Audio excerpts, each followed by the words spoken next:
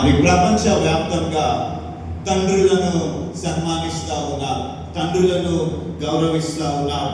జన్మనిచ్చిన తండ్రి కావచ్చు, పితృ సమానులైనటువంటి వారు కావచ్చు, లేక తండ్రులు లేక తల్లిలే తండ్రి స్థానంలో ఉంటూ పిల్లలను పెంచుతూ ఉండగా వారిని బట్టి కూడా నేను ప్రభువుకు ఎంతగానో స్తుతులు తెలియజేస్తూ ఉన్నాను. ఎందుకనంటే ప్రియమైన దేవుని వారలారా, ఈ రోజున ప్రపంచములో కుటుంబ వ్యవస్థలో తండ్రి చాలా ప్రాముఖ్యమైనటువంటి వాడు.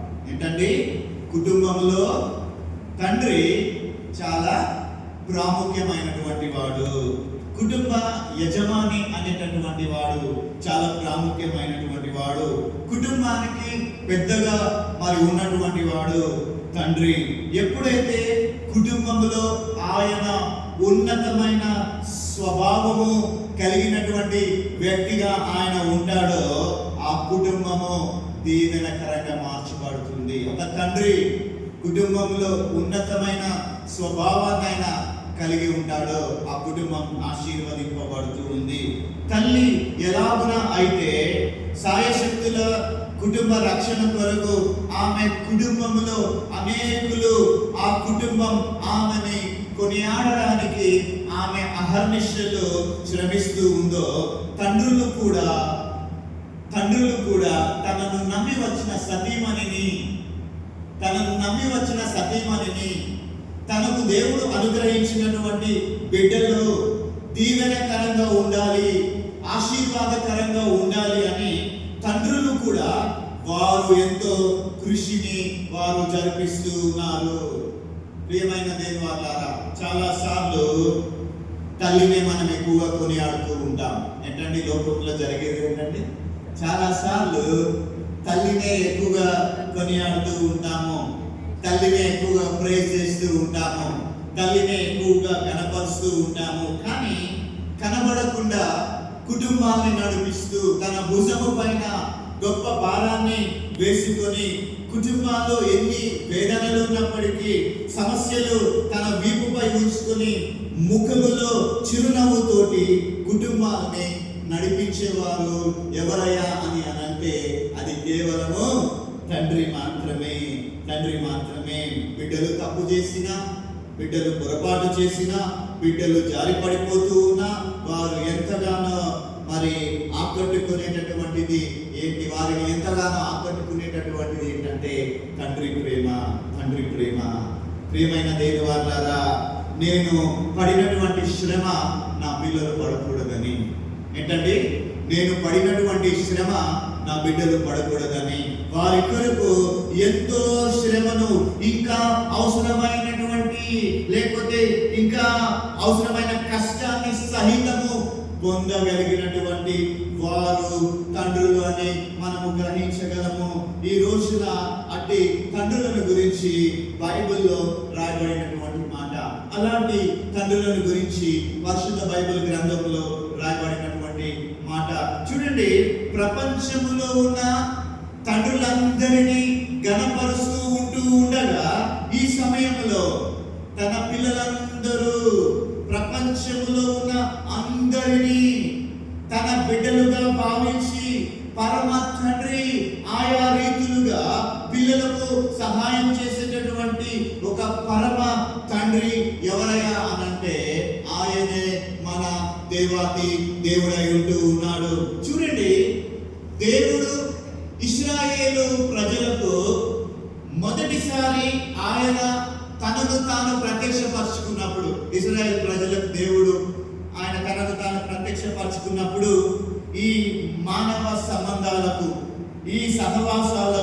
ఈ సహవాసాలకు మరి ఉపయోగించుకొని ఆయన తండ్రిగా ఇశ్రాయేలు ప్రజలకు ఆయన పరిచయం అయ్యాడు. తెలుసా అండి, దేవుడు ఇశ్రాయేలు ప్రజలకు తండ్రిగా ఉండడానికి ముందుగా ఆయన ఏం చేశాడంటే మానవ సంబంధాలు ఏవైతే ఉన్నాయో కలిగి ఉన్నాడు వారితోటి. ఆ తర్వాత ఆయన మానవ సంబంధాల్లో సహవాసాలు ఏవైతే ఉన్నాయో ఆయన వారితో ఆ విధంగా కలిగి ఉంటూ ఆయన ఏం చేశాడంటే వారికి ఒక తండ్రిగా పరిచయం అయ్యాడు. చూడండి, ఇశ్రాయేలు ప్రజలకు ఒక తండ్రిగా కుటుంబాన్ని ఎలాగునైతే నడిపిస్తాడో అలాగున నడిపించేటటువంటి తండ్రిగా ఆయన ఇశ్రాయేలు ప్రజలకు పరిచయం అయ్యాడు. చాలాసార్లు ఒక పాట పాడతాం కదండి మనం, ఎక్కువ సిఎస్ఐ సంఘాలు వాడతారు, యెహోవా మా తండ్రి కాడా, యెహోవా మా తండ్రి కాడా అన్నటువంటి పాటను మనము పాడుకుంటున్నటువంటి సమయంలో యెహోవా నిజంగానే ఆయన ఇశ్రాయేలు ప్రజలకు ఒక తండ్రి అయి ఆయన వారిని నడిపించాడు. ఆయనలో ఉన్నటువంటి తండ్రి స్వభావాన్ని మనుషులకు అనుగ్రహించి మానవులలో ఇటువంటి సహవాసాన్ని, సంబంధాన్ని ఆయన ఏం చేశాడండి, ఏర్పాటు చేశాడు. ఆయనలో ఉన్నటువంటి ఒక తండ్రి స్వభావమును, ప్రాముఖ్యమైనటువంటి స్వభావము ఏంటి, ఆయనలో ఉన్నటువంటి ఒక తండ్రి స్వభావము, ఆయనలో ఉన్నటువంటి ఒక ప్రాముఖ్యమైనటువంటి స్వభావము ఏంటి అనంటే మనందరికీ తెలుసు. ఇందాకే మనం చదివే 103వ సంకీర్తన 13వ వచనంలో ఆ మాట రాయబడుతూ ఉంది. 103వ సంకీర్తన 13వ వచనంలో, తండ్రి తన కుమారుల ఎడల జాలి పడినట్లు యెహోవా తన యందు భయభక్తులు గల వారి ఎడల ఆయన జాలి పడును. చూడండి, ఇక్కడ తండ్రి కుమారుల రిలేషన్షిప్, తండ్రి కుమారుల సహవాసము, తండ్రి కుమారుల సంబంధము ఈ మాటలో మనకు కనబడుతుంది. ఒక తండ్రి అంట తన కుమారుల ఎడల ఖచ్చితంగా జాలి పడతాడు. తండ్రి ఏం చేస్తాడండి, కుమారుల ఎడల జాలి పడతాడు. ఒక మాట తిట్టినా లోపల ఏముంటుందండి, తండ్రికి ఖచ్చితంగా జాలి ఉంటుంది. చాలా మంది పిల్లలు మా నాన్న తిట్టాడు కదా అని అదే పెట్టుకుంటారు. కానీ తండ్రి గుణం ఎంత గొప్పదంటే ఆ పిల్లలను తిట్టినా ఏంటంటే హృదయంలో జాలి పడుతుంది. ఒక తండ్రి ఉండేవాడు పిల్లల్ని ఊరికేనే కొడతాడట. ఇంట్లో బెత్తం పెట్టుకో ఉట్టిగానే కొడతాడట. ఏంట్రా మా నాన్న ఊరికే కొడుతున్నాడంటే బైబిల్ చెప్తుంది బెత్తము వాడని తండ్రి కుమారుడు తండ్రికి విరోధి అని దేవుని వాక్యం సెలవిస్తుంది కదా. అప్పుడప్పుడు బెత్తం వాడాలంటారు అన్నమాట.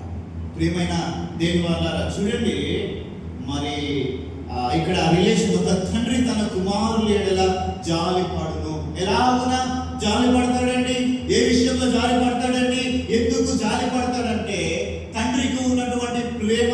ఆ తండ్రి కుమారులను ప్రేమిస్తున్నాడు కాబట్టి వారు తప్పిదము చేసినా, వారు తప్పు త్రోవలోనికి వెళ్ళిపోయినా, వారు అచేతనంగా పడిపోయినా వారి ఎడల తండ్రి ఏం చేస్తాడండి, జాలిపడి పిల్లలను ఆయన తిరిగి తన హక్కున చేర్చుకునేటటువంటి వాడు తండ్రి.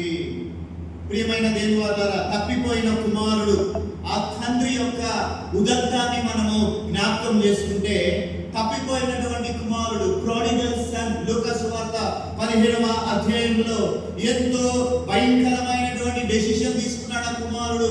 ఏంటండి, తప్పిపోయినటువంటి కుమారుడు యొక్క కథలో ఆ కుమారుడు ఎంతో భయంకరమైన డెసిషన్ తీసుకున్నాడు. తండ్రికి ఏమంటున్నాడు తెలుసా, నీవు నాకు వద్దు నాన్న, తండ్రి నీవు నాకు వద్దు. ఆయనకి ఏం కావాలంటే తండ్రి వద్దంట, కానీ తండ్రి సంపాదించినటువంటి ఆస్తి కావాలంట. కాబట్టి అన్నకు ఎంత వాటా వస్తా ఉందో అన్నకు ఇచ్చేసి నా షేర్ నాకు ఇచ్చేసేయి. ప్రియమైన దేవులారా, షేర్ ఎప్పుడు వస్తుందండి, తండ్రి కళ్ళు మరణించిన తర్వాత అప్పుడు వాటాలు ఇవ్వబడతాయి. యూదా సంప్రదాయం కూడా అదే. కానీ అక్కడ కుమారుడు ఏమంటున్నాడు తెలుసా, తండ్రి బ్రతుకుండగానే అయ్యా నీవు చచ్చిపోయావనుకుంటున్నాను, నా ఆస్తి రావాల్సినటువంటి నా భాగము నాకు ఇచ్చేసేయి, నేను నీతో ఉండడానికి ఇష్టపడడం లేదు అని.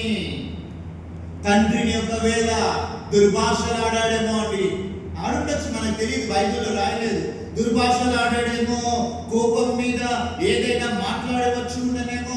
అలాగున్న తండ్రితో గొడవపడి తనకు రావాల్సినటువంటి తన భాగాన్ని తీసుకుని స్నేహితులతోటి ఆయన చేతులు కలిపి ఆయన ఎక్కడికి వెళ్ళిపోయాడండి, వాక్యం చెప్తుంది దూరదేశము వెళ్ళిపోయాడండి. దూరం అంటే పాపం అండి, దేవుడికి దూరంగా వెళ్ళిపోయాడు. ఆ యొక్క సంఘటన అంతా కూడా మనకు తెలుసు. తప్పిపోయిన కుమారుడు ఎలాగున ఇబ్బంది పడి కొంతకాలం తర్వాత శ్రమలో తాను నలిగిపోతున్న సమయంలో, కడుపులో ఆకలి వేస్తున్నటువంటి సమయంలో ఆహారము కొరకు ఆకలి వేసి ఏం చేస్తున్నాడండి ఆయన? ఇప్పుడు పందులు తినేటటువంటి పొట్టునైనా తినడానికి సిద్ధపడుతూ ఉన్నప్పుడు ఆయనకి ఏం జ్ఞాపకం వచ్చిందంటే తండ్రి ప్రేమ జ్ఞాపకం వచ్చిందండి. ఆయన తండ్రి ప్రేమ జ్ఞాపకం వచ్చినప్పుడు ఆ కుమారుడు ఏం చేస్తున్నాడంటే పశ్చాత్తాప అనుభవంతో తండ్రి దగ్గరకు వెళ్తూ ఉన్నాడు. ప్రియమైన దేవుని వారలారా, తండ్రి దగ్గరకు వెళ్తున్న సమయంలో తండ్రి దూరం నుంచి ఏం చేస్తున్నాడండి? ప్రతిరోజు కూడా పోర్టుకోలో వరండాలో నా కుమారుడు ఏదైనా ఒక రోజు రాకుండా పోతాడా అని ఆయన ఎదురు చూస్తూ ఉన్నాడు. తండ్రి, నా కుమారుడు నన్ను వదిలి వెళ్ళిపోయాడు, ఇక నాకు వానికి సంబంధం లేదు, ఇక నాకు వానికి సహవాసము తెగిపోయింది, వీడు నాతో ఉన్నా ఒకటే లేకపోయినా ఒకటే, నాకు చనిపోయిన వారితో సమానం అనుకుని ఆ తండ్రి ఆ కుమారుణ్ణి విడిచిపెట్టలేదు. ప్రతిరోజు లేదా రోజులో ఎన్నిసార్లు తెలియదు కానీ ఆయన ఏం చేశాడంటే మేడ మీదకు వెళ్ళి కుమారుని కొరకు కనిపెడుతూ ఉన్నాడు. ప్రియమైన దేవుని వారలారా, మన లండన్ కి వెళ్ళడానికి ఒక ఫ్లైట్ వెళ్తా ఉంది. బంధువులు చెప్పారట, అయ్యా మేము వచ్చి లండన్ లో సెటిల్ అయిపోతున్నామంటే వారి బంధువులు పాపం ఎదురు చూస్తూ ఉన్నారు. భార్య, భర్త, 3 పిల్లలు. చాలా దారుణం అనిపించింది, చాలా బాధాకరమైనటువంటి విషయం. మన అహ్మదాబాద్ లో అక్కడ ఎదురు చూస్తున్నారండి లండన్ లో కుటుంబం కొరకు. అది టేకాఫ్ జరిగిన కొద్ది నిమిషములకి ఏం జరిగిందండి? ఫ్లైట్ క్రాష్ కావడం. బాధ. ఎదురు చూసే వాళ్ళు ఉంటుందండి ప్రేమ, ఎదురు చూసే వాళ్ళలో ఉంటుందండి. ఆ వాళ్ళు ఎంతగా ఎదురు చూస్తారంటే నా కుటుంబ సభ్యులు నా దగ్గరికి వస్తారు. చిన్న చిన్న పిల్లలు గుండె కరుక్కుపోయినా చూసినప్పుడు తండ్రి కూడా చాలా మరి రోజుల నుండి ప్రతిరోజు అండి చరిత్రలో చూస్తే ప్రతిరోజు ఆయన మేడ మీదకు వెళ్ళి నా కుమారుడు మరి వస్తాడని, ఇవాళ వస్తాడేమో, ఇంకా కొంచెం సేపట్లో వస్తాడేమో, నా కుమారుడు తప్పు తెలుసుకొని మరలా నా దగ్గరికి వస్తాడేమో అని ఏం చేస్తున్నాడండి? ఆయన ఎదురు చూస్తూ ఉన్నాడు. ఆ ఎదురు చూపులో ఏముందండి? ఆ ఎదురు చూపులో ఏముందంటే తండ్రి యొక్క జాలి మనకు కనబడుతుందండి. ఆ ఎదురు చూపులో తండ్రి యొక్క జాలి, ఆ ఎదురు చూపులో తండ్రి జాలి పడుతూ ఉన్నాడు కుమారుని మీద. ఆ విధంగా జాలి పడుతూ ఉండగా రానేమో చేశాడండి కుమారుడు. దూరం నుంచి చూసి పరిగెత్తుకొని పోయి మెడ మీద పడి ఏం చేస్తున్నాడండి? ఆ కుమారుణ్ణి ముద్దు పెట్టుకుంటున్నాడు. ఏంటో తెలుసా కారణము? తండ్రి యొక్క జాలి. ఆ కుమారుని మెడ మీద పడి ముద్దు పెట్టుకుంటూ ఉన్నాడు. ఆయన కుమారుల ఎడల జాలి కలిగి ఉన్నాడు కాబట్టి, ఓ నా కుమారుడా, చాలా రోజులైంది నువ్వు స్నానం చేసి. స్నానం లేదండి, ఆయన వెళ్ళిపోయాడు. పందులతో సహవాసం చేస్తూ ఉన్నాడు, మురికి పట్టి ఉన్నాడు, బ్రష్లు పట్టిపోయాడు, నాతో గొడవ పడిపోయాడని, ఇతనితో నాకు సంబంధం లేదని విడిచిపెట్టలేదు. కానీ పరిగెత్తుకుంటూ పోయి మెడ మీద పడి ముద్దు పెట్టుకుంటూ ఉన్నాడు. అంతటితో అయిపోయిందండి ఆ జాలి? ఆ జాలి అంతటితో అయిపోయిందా? లేదు, ఇంకా ఏం చేస్తున్నాడు? ఏమైంది? స్నానము చేయిస్తున్నాడు, ప్రశస్తమైన వస్త్రాలు ధరింపజేస్తూ ఉన్నాడు, వేలికి ఉరుంగరాలు తొడిగిస్తూ ఉన్నాడు, కాళ్ళకు చెప్పులు వేస్తూ ఉన్నాడు, విందు చేస్తూ ఉన్నాడు, అనేకులను అప్పించి ఆరగించమంటూ ఉన్నాడు. ఇదండి తండ్రి ప్రేమ, ఇదండి తండ్రి జాలి. ఇది ఏంటి అని అంటే తండ్రి కుమారుల మధ్య ఉన్నటువంటి సహవాసం. ఈ రోజున తండ్రి కుమారుల సహవాసాన్ని మనం జ్ఞాపకం చేసుకోవాలి. కుమారుడు ఎటువంటి పతన స్థాయిలో ఉన్న, ఎటువంటి నీచపు స్థితిలో ఉన్న ఒక తండ్రి తన కుమారుల ఎడల జాలి పడుతూ ఉన్నాడు. అందుకనే ఈ 103వ సంకీర్తన 13వ వచనము బి పాటు 2వ భాగాన్ని మనం చూస్తే, యెహోవా యందు మరి భయభక్తులు గలవారి ఎడల కూడా ఆయన జాలి పడునని దేవుని వాక్యం సెలవిస్తుంది. ఇక్కడ 2వ సంబంధం ఏంటంటే యెహోవా దేవుడు తన యందు భయభక్తులు కలిగినటువంటి భక్త జనాంగము. యెహోవా దేవుడు తనను నమ్ముకొని తనను ఆరాధిస్తున్నటువంటి ప్రజలు ఒక తండ్రి కుమారుల ఎడల జాలిపడ్డాడు. ఏ విధంగానైనా వాడు పతనమైపోయినా కూడా వారిని ప్రేమించాడు. ఆ ప్రేమను ఏం చేశాడండి? జాలి రూపములో వ్యక్తపరిచాడు.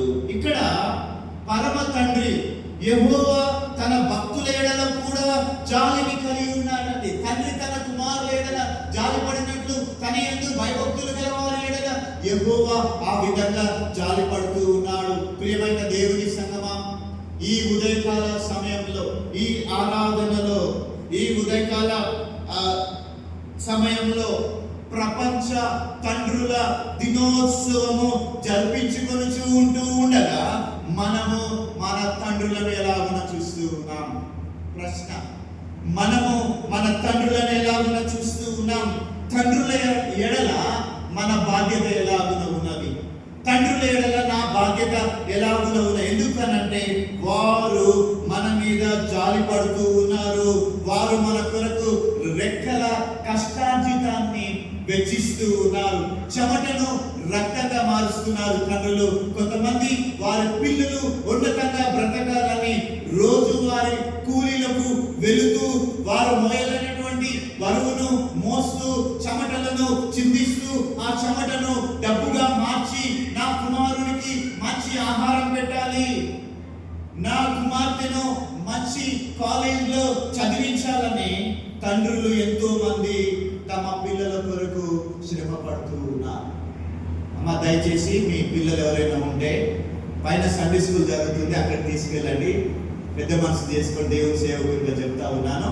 మీ పిల్లలు ఎవరైనా ఉంటే సండే స్కూల్లో కూర్చొని పెట్టండి. ఒకవేళ వాళ్ళు అల్లరి చేస్తూ ఉంటే వారిని ఆధీనంలో ఉంచుకోవాలని ప్రేమపూర్వకంగా దేవుని సేవకునిగా మీకు జ్ఞాపకం చేస్తూ ఉన్నాను. ప్రియమైన దేవులారా, తండ్రి తన చెమటను డబ్బులుగా మార్చి నా కుమారునికి ఆహారం పెట్టాలి, నా కుమార్తెను మంచి కాలేజీలో చదివించాలి. తండ్రులు ఎంతో మంది తమ పిల్లల కొరకు శ్రమ పడుతూ ఉంటారు కదండి. ఒక కుటుంబంలో తండ్రి లేడండి, తల్లి గవర్నమెంట్ హాస్పిటల్లో జాబ్. నాకు తెలిసిన వారు, ఆ తల్లి తండ్రి బాధ్యతను స్వీకరించి హాస్పిటల్లో వర్క్ చేస్తుంది, మళ్ళా ఇంకొక హాస్పిటల్లోకి వెళ్ళి పనిచేస్తుంది. ఎందుకు? కేవలము బిడ్డల కొరకే తల్లిదండ్రులు బ్రతుకుతున్నారనే విషయాన్ని పిల్లలు జ్ఞాపకం చేసుకోవాలి. ప్రియ కుమారులారా, ప్రియ కుమార్తెలారా, మీ తల్లిదండ్రులను మీరు ఎలాగన చూస్తూ ఉన్నారు? ఎలాగన చూస్తున్నారు మీ తల్లిదండ్రులను? మీ తల్లిదండ్రుల ఎడల మీకు జాలి ఉందా? కనికరం ఉన్నదా? గౌరవ మర్యాదలు ఉన్నాయా? తల్లిదండ్రుల ఉపదేశమును ఆలపించమని ప్రభు లేఖనాల్లో ఆయన సెలవిస్తూ ఉన్నాడు. వారి వృద్ధాప్యములో వారిని విడిచిపెట్టకూడదని దేవుని యొక్క వాక్యము మనకు సెలవిస్తూ ఉంది. వారు వృద్ధాప్యంలోనికి వచ్చినప్పుడు వారి కంట కన్నీరు కార్పించవద్దని దేవుని వాక్యము సెలవిస్తూ ఉన్నది. ఈ రోజున నీవు క్రింద పడితే నిన్ను లేపి నడిపించినటువంటి నీ తండ్రిని నీవు కింద పడేస్తూ ఉన్నావేమో.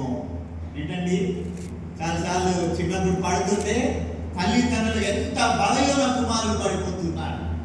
అలా లేపినటువంటి నీ తండ్రులను ఈ రోజున నువ్వు కింద తోసివేస్తున్నావేమో. నీ బలమును బట్టి నీ తండ్రిని పతన స్థితిలోనికి తీసుకుని వెళ్తూ ఉన్నావేమో. ఒక్కసారి పరిశీలన చేసుకోవాలి. ప్రియమైన దేవుని సంగమా, దేవాది దేవుడు చూడండి, దావీదు ఇక్కడ చూడండి, దేవాది దేవుడు మరి దావీదు వారి ఇరువురి మధ్య కూడా ఇటువంటి సహవాసమే ఉన్నది.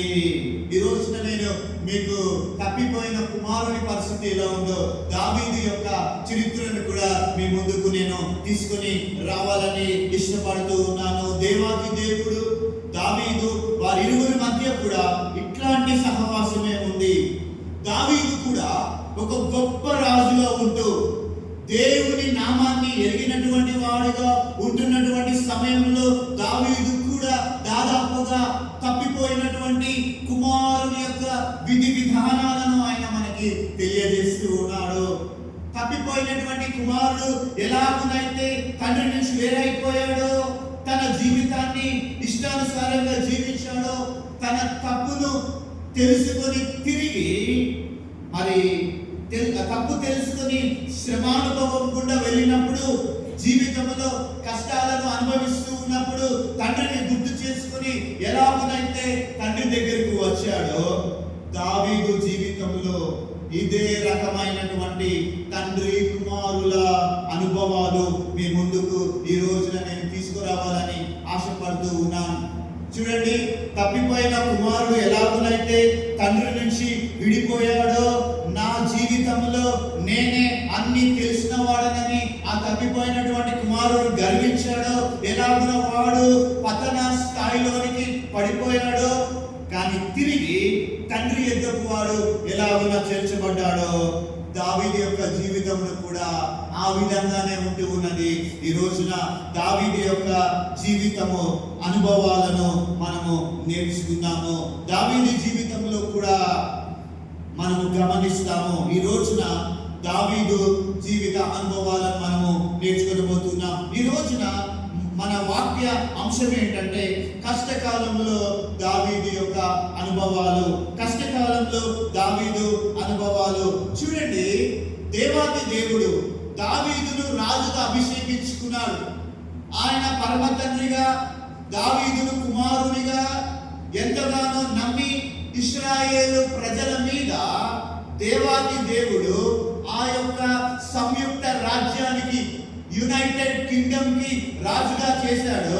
ఇశ్రాయేలు యూదా ప్రజల మధ్య ఆయనను రాజుగా ఉండడానికి దేవాది దేవుడైనటువంటి తండ్రి దావీదు పై జాలిపడి దావీదును కోరుకొని ఇశ్రాయేలీలపై ఆ తండ్రి కుమారుని ఏం చేశాడండి? ఇశ్రాయేలీలపై ఒక రాజుగా ఉంచాడండి. ఇశ్రాయేలీలపై ఒక రాజుగా ఉంచాడు. చూడండి, రాజైన దావీదు తన జీవితంలో 17 సంవత్సరాలకే ఆయన ఆశీర్వదించి అభిషేకింపబడ్డాడండి. ఏంటండి, ఎన్ని సంవత్సరాలుగా ఆయన అభిషేకింపబడ్డాడు? Just for 17 years. 17 సంవత్సరాలకే ఆయన అభిషేకింపబడి 30 సంవత్సరాల వయసులోనే పట్టాభిషేకం చేయబడి 40 సంవత్సరాలు రాజుగా రాజ్యం ఏలినటువంటి ఘన చరిత్ర కింగ్ డేవిడ్ కుందని బైబిల్ చరిత్రలో మనం చూస్తూ ఉన్నాం. 30 సంవత్సరాలకు రాజయ్యాడు, 40 సంవత్సరాలు రాజ్యం ఏలాడు. అయితే ఈ 40 సంవత్సరాలు రాజ్యం ఏలటంలో దావీదు జీవితంలో కొన్ని అనుభవాలను ఆయన ఎదుర్కొంటూ ఉన్నాడు. 3 అనుభవాలు మాత్రమే ఈ ఉదయకాల సమయంలో మీకు గుర్తు చేసి నేను వాక్యాన్ని ముగించేస్తాను. వాక్యాన్ని ముగించడానికి ప్రయత్నం చేస్తాను. చూడండి, తండ్రిగా దేవాది దేవుడు దావీదును కోరుకొని నా కుమారుడు ఉన్నతంగా దీవించబడాలని దావీదును రాజుగా అభిషేకించి రాజ్యములో ఉంచి రాజ్య పరిపాలన అప్పగించినప్పుడు దావీదు తన జీవితంలో తప్పిపోయిన కుమారుని వలె తప్పిపోయాడండి. ఏంటండి? తప్పిపోయినటువంటి కుమారుని వలె కొన్ని తప్పటి అడుగులు వేసి తన జీవితంలో కొన్ని అనుభవాలను కలిగి ఉన్నాడు. కొన్ని అనుభవాలు, ఒక 3 అనుభవాలు మీ మొదటి 13వ కీర్తనలో నుంచి నేను తీసుకొని రాబోతూ ఉన్నాను. తప్పిపోయిన కుమారుడు ఎలా తప్పిపోయాడో, దావీదు కూడా పరమ తండ్రి అయిన దేవుడు కుమారుడైనటువంటి దావీదుకు రాజ్యాన్ని అప్పగిస్తే ఆయన ఏం చేశాడంటే ఇప్పుడు తప్పిపోయినటువంటి స్థితిలో ఉంటూ ఉన్నాడు. దావీదు జీవితంలో మొదటి అనుభవము, దావీదు జీవితంలో మొట్టమొదటి అనుభవం, నెంబర్ 1 మొట్టమొదటి అనుభవం 13వ కీర్తన మొదటి వచనం చూడండి. మొదటి వచనంలో యెహోవా ఎన్నాళ్ళ వరకు నన్ను మర్చిపోదువు, నిత్యము మర్చెదవా అన్నటువంటి 2 ప్రశ్నలను దావీదు దేవుణ్ణి అడుగుతూ ఉన్నాడు. ఈ ప్రశ్న దావీదు అడగడానికి కలిగిన అనుభవం ఏంటి అనంటే, దావీదు జీవితము ఎలా మారిపోయిందయ్యా అనంటే తన జీవితము ఒక నిరంతర పోరాటంగా మారిపోయిందండి. నెంబర్ 1 అనుభవం ఏంటంటే నిరంతర పోరాటంగా మారిన అనుభవం. మొదటి విషయం అది, మొదటి పాయింట్ అది.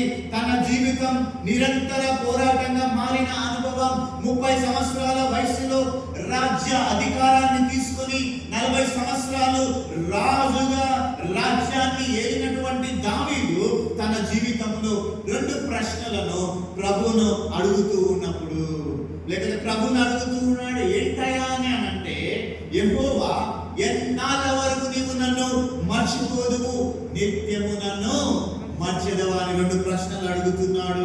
ఎన్నాళ్ళు, నిత్యము. ఈ 2 పదాలు జీవిత నిరంతర పోరాటముగా మార్చబడిన అనుభవంలోనికి దావీదును నడిపించాయి.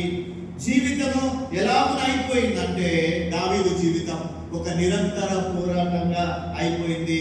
నిజమే, కీర్తన గ్రంథాన్ని మనము పరిశీలన చేస్తే చాలా సందర్భాల్లో దావీదు యొక్క జీవితంలో పోరాటాన్నే చేస్తూ ఉన్నాడండి. చిన్ననాటి ప్రాయం నుంచి కూడా తను 70 సంవత్సరాలు, కేవలం 70 సంవత్సరాలే బతికాడు ఈ భూమి మీద దావీదు.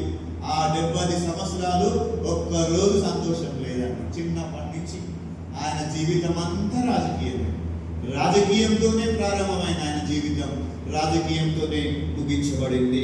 చూడండి ప్రేమ దేని వల్ల తన జీవితం అంతా పోరాటం చేస్తూ ఉన్న శత్రువులు తరుముతూ ఉన్నారు. సొంత వారు వెలివేసిన పరిస్థితి, ఎక్కడ నిలకడలేని పరిస్థితి, యుద్ధాలు చేస్తున్నటువంటి పరిస్థితి, గుహల్లోకి పరుగులు తీస్తున్నటువంటి పరిస్థితి, తల దాచుకోవడానికి పరిగెడుతున్నటువంటి పరిస్థితి. ఈ సమయంలో దావీదు యొక్క జీవితం ఎలాగున మారిపోయిందంటే, తన జీవితమే నిరంతర పోరాటంగా మారిపోయిందండి. నిరంతర పోరాటం. కొంతమంది అంటారు, అయ్యా నా జీవితము నిరంతర పోరాటమే అయ్యా. దావీదు జీవితం నిరంతర పోరాటంగా మారిపోయింది. అప్పుడు అడుగుతూ ఉన్నాడు దావీదు, దేవుడు అడుగుతున్నాడు, ఏమంటున్నాడు తెలుసా? ఎన్నాళ్ళ వరకు దేవా నువ్వు నన్ను మర్చిపోతావు, నిత్యము నన్ను మర్చిపోతావా అని దావీదు అడుగుతూ ఉన్నాడు. ప్రియ దేవుని సంగమా, తన జీవితంలో తన జీవితం నిరంతర పోరాటంగా మారిపోవడానికి గల కారణం ఏంటో తెలుసా? తన జీవితము నిరంతర పోరాటంగా మారిపోవడానికి గల కారణం ఏంటో తెలుసా? తన కష్టకాలంలో గతించిన మంచి అనుభవాలను జ్ఞాపకం చేసుకున్నట్టు విస్మరించాడు దావీదు. పూర్వం దేవుడు మంచి కార్యాలు చేశాడు కదండి, ఆయన మర్చిపోయాడు. కృతజ్ఞత లేనటువంటి జీవితం. 103వ కీర్తనలో కృతజ్ఞత గురించి రాసినటువంటి ఆయన తన జీవితంలో మంచి అనుభవాలు, దేవుడు చేసిన పూర్వపు మంచి అనుభవాలను జ్ఞాపకం చేసుకుంటా విస్మరించాడు. దావీదు యొక్క జీవితం ఒక నిరంతర పోరాటంగా మారిపోయి, ఎన్నాళ్ళు ఈ శ్రమ, ఇక ఎంత కాలము ఈ వేదనలో ఉండాలి అని దేవుణ్ణి ప్రశ్నించే స్థాయికి వచ్చాడు. కారణం ఏంటంటే, దాని వెనుక జరిగినటువంటిది ఏంటో తెలుసా? తన జీవితంలో గతించిపోయినటువంటి మేలులను, మంచి అనుభవాలను, గుడ్ టైమ్స్ ని దావీదు మర్చిపోతూ ఉన్నాడు. మర్చిపోయి ప్రస్తుతం తను ఎదుర్కొంటున్నటువంటి పరిస్థితి, ప్రెసెంట్ సిచ్యువేషన్ ని తను జ్ఞాపకం చేసుకుంటూ, ఇదే నా జీవితంలో భయంకరమైనటువంటి శ్రమ, ఇదే నా జీవితంలో భయంకరమైన సమయం అని జ్ఞాపకం చేసుకుంటున్నాడు. దేవుడు మనల్ని ఎన్నో ఆపదల నుంచి కాపాడాడు కదండి, ప్రాణాపాయ స్థితి నుంచి కాపాడాడు. అవన్నీ మర్చిపోయి ఈ రోజు చిన్న శ్రమ రాగానే దావీదు ఏమంటున్నాడు తెలుసా? అయ్యా ఎన్నాళ్ళ వరకు నువ్వు నన్ను మర్చిపోతావు, ఎన్నాళ్ళ వరకు నన్ను చేయి విడిచిపెడతావు. అంతకంటే భయంకరమైన సమయాల్లో నడిపించిన ఆ విషయాలను దావీదు మర్చిపోయి వాటిని జ్ఞాపకం చేసుకోలేక దావీదు అంటున్నాడు, నిత్యము నన్ను. పాపం ఒకసారి ఏదో శ్రమ వస్తే ఆయన ఏమంటున్నాడు తెలుసా? అంత గొప్ప రాజ్యం నుంచి రాజ్యం మీద కూర్చొని పెడితే దావీదు వేసిన ప్రశ్న ఏంటి తెలుసా? నిత్యము అంటే ఇక ఆయన జీవితం అంతా మర్చిపోయినట్టు మాట్లాడుతున్నాడు దావీదు. నిత్యము నన్ను మర్చేదవా? నా జీవితమే అంధకారంగా మారిపోతూ ఉంది, నా జీవితమే ఒక పోరాటంగా మారిపోతుందని ఒక అనుభవంలోనికి వెళ్ళిపోయాడు. ఆ అనుభవానికి గల కారణం ఏంటో తెలుసా? దేవుడు తనకు చేసిన మంచిని, దేవుడు తనకి ఇచ్చిన మంచి సమయాన్ని తాను మర్చిపోయాడు. ప్రియమైన దేవుని సంగమా, ఈ రోజున మన తల్లిదండ్రులు మన జీవితంలో చేసిన మేలులను మనము మర్చిపోతున్నామా? ఈ ఫాదర్స్ డేని సెలబ్రేట్ చేసుకుంటూ ఉన్నారు యవనస్తులు. చాలా మంది స్టేటస్ లో పెట్టుకుని, నేను కూడా పెట్టుకున్నాను, చాలా మంది సోషల్ మీడియాలో పెడతా ఉన్నారు. చాలా బాగుంది. చాలా మీ యొక్క ప్రోత్సాహానికి నేను ఎంతో సంతోషిస్తున్నాను. కానీ నా ప్రశ్న ఏంటంటే, సేవకుడిగా ఈ రోజున మన తల్లిదండ్రులు మన జీవితంలో చేసిన మేలులను మర్చిపోతూ ఉన్నామా? దేవుడు చేసిన మంచిని మర్చిపోతూ ఉన్నామా? భార్య చేసిన మంచిని, భార్య భర్తకు చేసిన మంచిని, పిల్లలు తల్లిదండ్రులకు చేసిన మంచిని, తల్లిదండ్రులు పిల్లలకు చేసిన మంచిని, good times in your life, నీ జీవితంలో మంచి సమయాలను మర్చిపోతూ ఉన్నామా? You are forgetting all your good times. మంచి సమయాలను జీవితంలో మర్చిపోయి పైపెచ్చు నీకు ఎదురయ్యేటటువంటి సమస్య దినాలను గుర్తు చేసుకుంటూ నీవు ఎదుర్కొంటున్నటువంటి సమస్య తీవ్రతలో నీ నోట వస్తున్నటువంటి మాట ఏంటో తెలుసా? దేవుడు నన్ను మర్చిపోయాడేమో, దేవుడు నన్ను విడిచిపెట్టాడేమో, ఇంకా ఎన్నాళ్ళు దేవా, నేను పుట్టి బుద్ధి ఎరిగిన నాటి నుండి నాకు ఇవే సమస్యలు. ప్రియమైన దేవుని వారలారా, ఒక విషయాన్ని నీవు మర్చిపోతూ ఉన్నావు. నీవు పుట్టి బుద్ధి ఎరిగిన నాటి నుండి ఇదే సమస్యలు నీకు రావడం లేదు. నీవు పుట్టి బుద్ధి ఎరిగిన నాటి నుండి ఇవే సమస్యలు నీకు రావట్లేవు. ఇంతకంటే భయంకరమైన సమస్యలు నీ జీవితంలో వచ్చినప్పటికీ దేవుడు నిన్ను వాటి గుండా నడిపించాడు. You are forgetting all good times. కాబట్టి దావీదు అంటున్నాడు, ఒక అనుభవంలోనికి వచ్చేస్తా ఉన్నాడు. నా జీవితము ఎలా అయిపోయింది అంటున్నాడండి? ఒక నిరంతర పోరాటంగా మారిపోయింది. అందుకని ఆయన అంటాడు 5వ కీర్తన మొదటి 2 వచనాల్లో, 5వ కీర్తన మొదటి 2 వచనాల్లో అంటాడు, రాస్తాడు కదా, యెహోవా నా మాటను చెవిని పెట్టుము, నా జ్ఞానం మీద లక్ష్యముంచుము, నా రాజా నా దేవా నా ఆర్తధ్వని ఆలకించుము, నిన్నే ప్రార్థిస్తూ ఉన్నాను. తన జీవితమే ఒక పోరాటంగా మారిపోయింది అనుకొని దావీదు దేవునితో అంటున్నటువంటి మాట, నా ఆర్తధ్వని నీవు ఆలకించవా? ఎంతవరకు నన్ను విడిచిపెట్టేస్తావు? ఎన్నాళ్ళు నన్ను మర్చిపోతావు? నాకెంత కాలము ఈ శ్రమ నా జీవితంలో, లేకపోతే తన జీవితంలో తాను ఎదుర్కొంటున్నటువంటి సమస్య కాలాన్ని దావీదు జ్ఞాపకం చేసుకుంటూ, చూడండి, తన గత కాలములో దేవుడు చేసిన మంచి విషయాలను, దేవుడు చేసిన మంచిని మర్చిపోయి ఇక్కడ దావీదు వెళ్తున్నటువంటి ఒక అనుభవము, జీవితమే ఒక నిరంతర పోరాటంగా మారిన అనుభవంగా మార్చినటువంటి అనుభవము. క్రీస్తునందు ప్రియమైన దేవుని వారలారా, లేఖనాలను మనం పరిశీలన చేస్తా ఉన్నప్పుడు దావీదు ఒక అనుభవాన్ని నేర్పిస్తూ ఉన్నాడు. దావీదు ఒక అనుభవాన్ని నేర్పిస్తూ ఉన్నాడు. అదేంటో తెలుసా? నా జీవితం ఒక నిరంతర పోరాటంగా మారిపోయింది. దాని కారణాన్ని కూడా మనము గ్రహించాలి. ఆ కారణం ఏంటో మనం గ్రహించాలి. ఎందుకో తెలుసా? దావీదుకు దేవుడు చేసిన మేలులను మర్చిపోయి ఎదురుగా ఉన్నటువంటి సమయాన్ని ఆయన గుర్తు చేసుకుంటూ ఉన్నాడు. అది మొదటి విషయము. దావీదు జీవితంలో 3 అనుభవాలు. మొదటి అనుభవము నిరంతర పోరాటంగా మారిన అనుభవం నాది అంటున్నాడు. రెండోదిగా చూడండి, 2వ అనుభవాన్ని చూస్తున్నాం దావీదు జీవితంలో. 13వ వచనము, 13వ అధ్యాయం కీర్తనలు మొదటి వచనం బి పార్ట్లోనే రాయబడి ఉంటూ ఉన్నది. ఆయన అంటున్నాడు, నాకెంత కాలము విముఖుడవయ్యుండు, ఎంత కాలము నా మనసులో నేను చింతపడుదును. రెండవదిగా ఆయన ఏమంటున్నాడు? 2వ పాయింట్, ఎంత కాలము నీవు నాకు విముఖుడవై ఉంటావని 2వ ప్రశ్న వేస్తూ ఉన్నాడండి ఆయన. 2వ ప్రశ్న వేస్తూ ఉన్నాడు. చూడండి, ఇక్కడ తన జీవితంలో 2వ ప్రశ్న అడుగుతున్నాడు. 2వ అనుభవం ఏంటో తెలుసా? దేవుడు విముఖుడైనటువంటి అనుభవము. దేవుడు విముఖుడైన అనుభవం అనగా దేవుడు ఎదురుగా అభిముఖంగా ఉన్నటువంటి అనుభవాలను దావీదు మర్చిపోతూ, తనకు కష్టం వచ్చినప్పుడు దేవుడు తనకు ఎదురుగా అభిముఖంగా కనబడడం లేదు.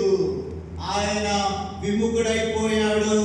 తన వీపు నాకు చూపిస్తూ తన ముఖమును ఆయన తిప్పుకుంటూ ఉన్నాడు. ప్రియమైన దేవుని వారలారా, దావీదు జీవితంలో తాను రాజే కానీ తను గొప్ప జీవిత అనుభవంలోనికి వెళ్తూ ఉన్నాడు. మొదటిగా ఆయన జీవితమే నిరంతర పోరాటంగా మార్చబడిన అనుభవంలోకి వెళ్ళాడు. దానికి కారణం ఏంటని చెప్పానండి? దేవుడు చేసిన మంచిని, దేవుడు చేసినటువంటి మంచి సమయాన్ని దావీదు మర్చిపోయాడు. ఎదురుగా ఉన్న కీడునే ఆలోచన చేస్తూ ఇంకా ఎన్నాళ్ళు అని ఆయన బాధపడుతూ ఉన్నాడు. రెండవ అనుభవాన్ని చూస్తే దేవుడు విముఖుడైపోయాడండి. దేవుడు విముఖుడైపోయాడన్నటువంటి అనుభవం. దేవుడు నన్ను చూడడం లేదు, దేవుడు నాకు ముఖం తిప్పేశాడు, ముఖం మళ్లించుకున్నాడు, ఆయన నన్ను గమనించడం లేదు అన్నటువంటి అనుభవంలోనికి దావీదు వెళ్ళిపోయాడు. ఒకసారి 6వ కీర్తన 1వ వచనం చూడండి. 6వ కీర్తన 1వ వచనంలో ఆయన అంటాడు చూడండి, యెహోవా నీ కోపము చేత నన్ను గద్దింపకుము, నీ ఉగ్రతతో నన్ను శిక్షింపకుము అని దావీదు అంటూ ఉన్నాడండి. నీ ముఖము నీవు త్రిప్పుకున్నావు కాబట్టి, నీవు విముఖుడవైపోయావు కాబట్టి, నీ ఉగ్రతతో నన్ను శిక్షించద్దు ప్రభువా, నీ ఉగ్రతతో నన్ను శిక్షించద్దు. ఎందుకంటే నువ్వు ముఖం తిప్పుకున్నావు, నీ వీపు తిప్పుకున్నావు, నాతో మాట్లాడడం లేదు, నీ ఉగ్రత నా ఎడల చూపించద్దు ప్రభువా అంటూ ఉన్నాడు. కానీ 103వ కీర్తన 13వ వచనము ఏం రాయబడుతుందో తెలుసా? కుమారుల ఎడల జాలి పడినట్లు నేను జాలి పడతాను అని అంటూ ఉంటే, యెహోవా తన యందు భయభక్తులు గల వారి ఎడల జాలి పడతానని రాయబడుతూ ఉంటే, దావీదు ఏమంటున్నాడండి? దేవుడేమో జాలి పడతాను అంటున్నాడు. దావీదు ఏమంటున్నాడండి? అయ్యా నీవు నా మీద కోపపడొద్దు, నన్ను గద్దించొద్దు, ఈ ఉగ్రతతో నన్ను శిక్షించొద్దు. దానికి కారణం ఏంటంటే, తాను ఎదుర్కొంటున్నటువంటి అనుభవము ఏంటి అనగా, సమస్య ఏంటనగా, తన కష్టకాలంలో దావీదు ఏ అనుభవంలోనికి ఆయన వెళ్ళిపోయాడు అనంటే, బహుశా దేవుడు నన్ను మర్చిపోయాడేమో, బహుశా దేవుడు నన్ను విడిచిపెట్టేశాడేమో, బహుశా దేవుడు నాకు విముఖుడైపోయాడేమో అని అనుకుంటూ ఉన్నాడు. అందుకనే కీర్తన 28వ కీర్తన 1వ వచనంలో, 28వ సంకీర్తన 1వ వచనంలో చూస్తే, యెహోవా నేను నీకు మొరపెట్టుచున్నాను, నా ఆశ్రయ దుర్గమా మౌనముగా ఉండక నా మనవి ఆలకించుము. నీవు మౌనంగా ఉండిన ఎడల నేను సమాధిలోనికి దిగిపోయిన వాని వలె అయిపోతూ ఉన్నాను. దావీదు అంటున్నాడు, దేవా నీవు మౌనంగా ఉన్నావు, దానికి కారణము నీవు విముఖుడవైపోయావు ప్రభువా, నీవు మౌనంగా ఉండదు ప్రభువా. నా కష్ట సమయంలో, నా సమస్య తీవ్రతలో నేను అడుగుతూ ఉన్నాను ప్రభువా, నాకు సహాయం చేయి. నీవు మౌనంగా ఉండవద్దు, నీవు నోరు తెరిచి నాతో మాట్లాడు, నీవు నోరు తెరిచి నాకు సహాయం చేయి అని ఒక అనుభవము గుండా దావీదు వెళ్తూ ఉన్నాడు. దేవుడు విముఖుడైపోయాడేమో అన్నటువంటి అనుభవము. ప్రియమైన దేవుని వాళ్ళారా, మొదటిగా మనం ఏం చెప్పుకున్నామండి? నిరంతర పోరాటంగా మారిన అనుభవము. రెండవదిగా దేవుడు విముఖుడయ్యాడు అన్నటువంటి అనుభవము. ఇక మూడవదిగా చెప్పి నేను ముగిస్తున్నాను. మూడవ అనుభవము మీ ముందుకు తీసుకుని వస్తున్నాను. మూడవ అనుభవం చూద్దామండి. 13వ సంకీర్తన 2వ వచనంలో చూడండి. 2వ వచనంలో, ఎంతవరకు నా మనస్సులో నేను చింతించేదను. దావీదు అంటున్నాడండి.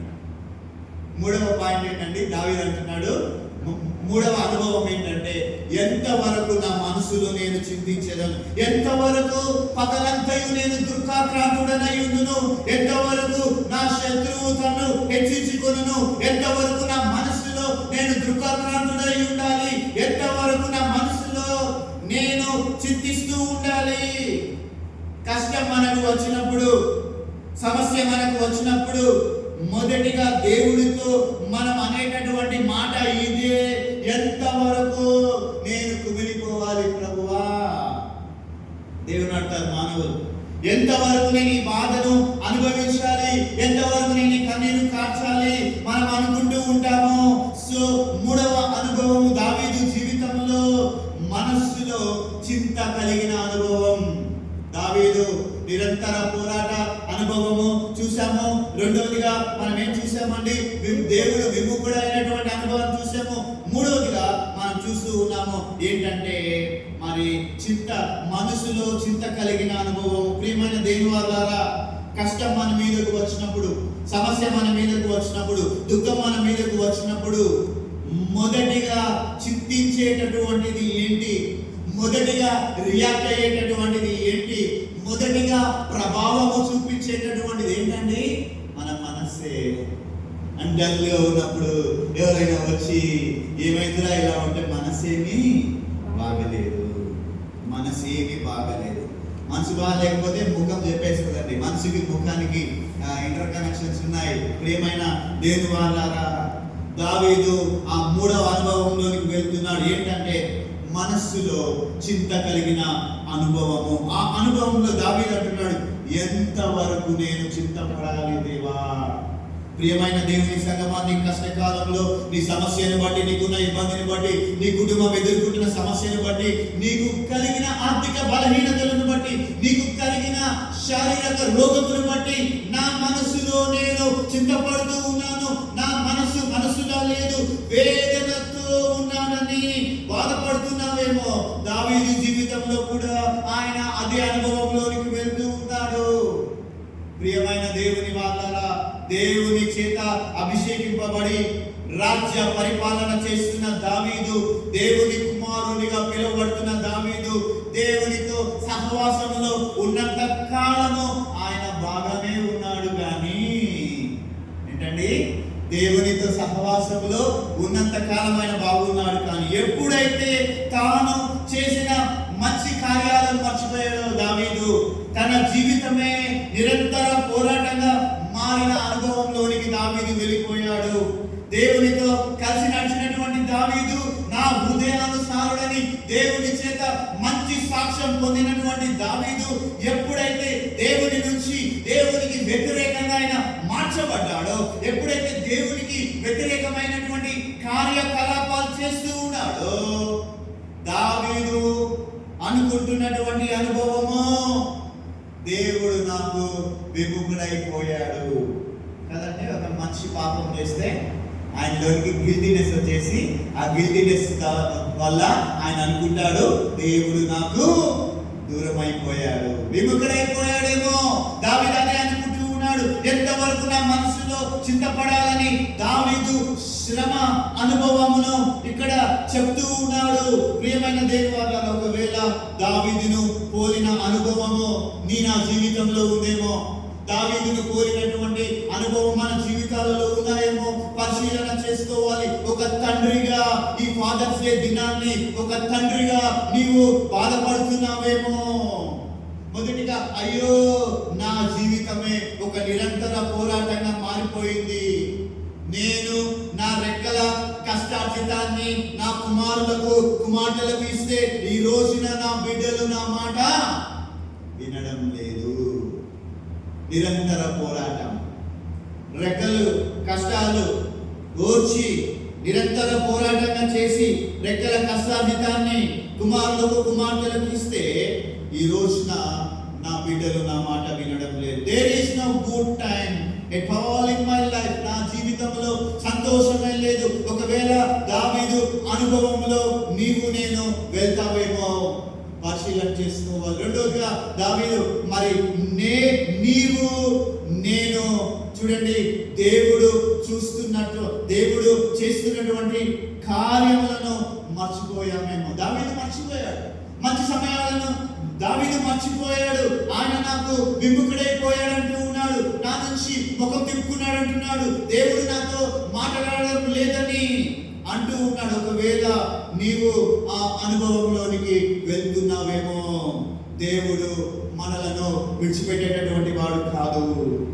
మూడవదిగా, దావీదు వలె హృదయములో దుఃఖముతో నిండిన అనుభవంలోనికి వెళ్తున్నామేమో, వేదనతో నిండిన అనుభవంలోనికి వెళ్తున్నామేమో, బాధతో నిండిన అనుభవంలోనికి వెళ్తున్నామేమో. లేఖనాలు అంటున్నాయి, గుండె చెదిరిన వారిని ఆయన బాగు చేసేటటువంటి దేవుడు. ప్రభు మనకు సహాయకుడిగా నిలుస్తాడు. తండ్రి తన కుమారుల ఎడల జాలి పడినట్లు నేను జాలి పడతాను అన్నటువంటి ఆ దేవుడు మన ఎడల జాలి కలిగి ఉంచున్నాడు. ఈ రోజున, ఈ ఫాదర్స్ డే రోజున తప్పిపోయిన కుమారుడు తండ్రి ఎద్దుకు వచ్చిన రీతిలో దావీదు, తండ్రి నేను నీకు విరోధంగా పాపం చేశాను, నీ ఎదుట మరి నా ఎదుట నా పాపము ఉన్నది, నా కళ్ళ ఎదుట నా పాపము ఉన్నది. నాకు మరి నీకు కేవలము నీకే విరోధంగా పాపము చేశానని 51వ కీర్తనలో పశ్చాత్తాపడినటువంటి రీతిలో 13వ కీర్తనలో ఆయన ప్రార్థనలు చేస్తున్నాడు. 3 ప్రార్థనలు చేస్తున్నాడు. 13వ కీర్తనలో తప్పిపోయిన కుమారుడు పశ్చాత్తాపం చెంది తిరిగి వచ్చిన రీతిలో దావీదు కూడా పశ్చాత్తాపడి తండ్రి దగ్గరికి వచ్చి 3 అనుభవాల నుంచి 3 ప్రార్థనలు ఆయన చేస్తూ ఉన్నాడు. ఏమని ప్రార్థన చేస్తున్నాడండి? 13వ కీర్తనలో ప్రభువా నన్ను చూడు, ప్రభువా నన్ను పలకరించు, ప్రభువా నాకు ఉత్తరం ఇమ్ము, ఆరిపోతున్న నా దీపాన్ని తిరిగి వెలిగించు, చీకటికి కమ్మిన నా జీవితాన్ని వెలిగించు ప్రభువా. ఈ రోజున అట్టి ప్రార్థనలను మనము చేయగలుగుతూ ఉన్నామా? 2 విషయాలు జ్ఞాపకం చేసుకోవాలి. నేను ముగించేస్తున్నాను ప్రియమైన దేవుని వాళ్ళ. 2 విషయాలు గుర్తించుకోవాలి. 1, తప్పిపోయిన కుమారుడు తండ్రి యొద్దకు వచ్చినప్పుడు తండ్రి చూశాడు, తండ్రి పలకరించాడు, పూర్వపు వైభవాన్ని తిరిగి కుమారునికి అనుగ్రహించాడు, కుమారునికి ఇచ్చాడు. అది తండ్రిలో ఉన్నటువంటి గొప్పతనం, అది పరమ తండ్రిలో ఉన్నటువంటి గొప్పతనం. తండ్రి తన కుమారుల ఎడల జాలి చూపించడంలో ఉన్నటువంటి వైభవము అది. చూడండి, దావీదును దేవుడు ఎంతగానో ప్రేమించి అధిపతిగా చేస్తే, రాజుగా చేస్తే 40 సంవత్సరాల తన రాజ్య పరిపాలనలో అనేక మార్లు ఏం చేశాడండి? దేవునికి వ్యతిరేకంగా మార్చబడి. దేవుడు మనకు ఒక బాధ్యతను అప్పగించాడు అనుకోండి, ఆ బాధ్యతను చక్కగా నిర్వర్తించాలి.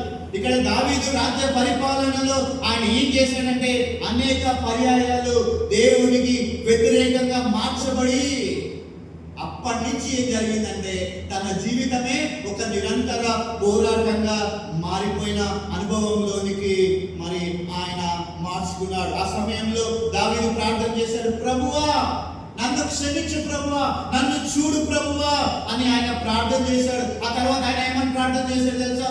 ప్రభువా నాకు ఉత్తరం ఇమ్ము ప్రభువా అని ప్రార్థన చేశాడు. ఆ తర్వాత ఆయన ప్రార్థన చేస్తూ ఉన్నాడు. మీరు 13వ కీర్తన అంతా చదవండి.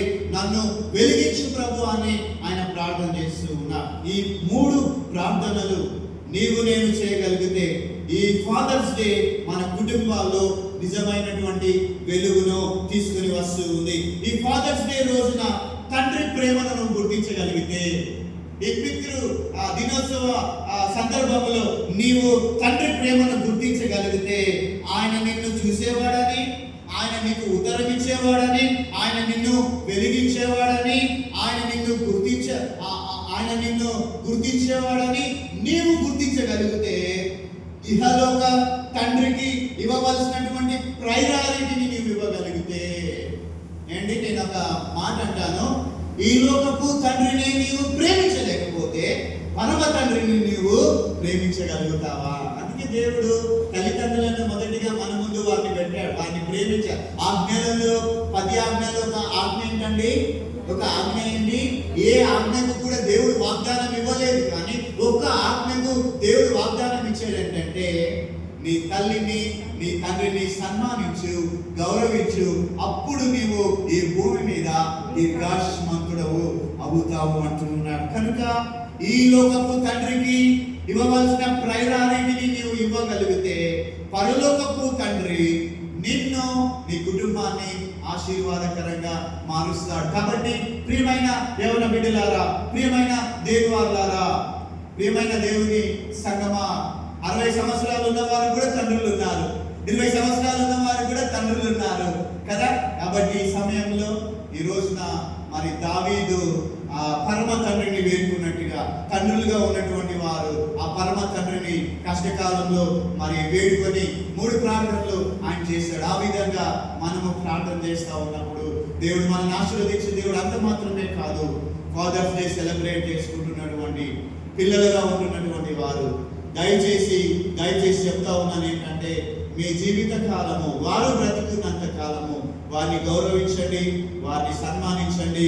దేవుడు మీకు దీర్ఘాయుష్ని ఇస్తాడు.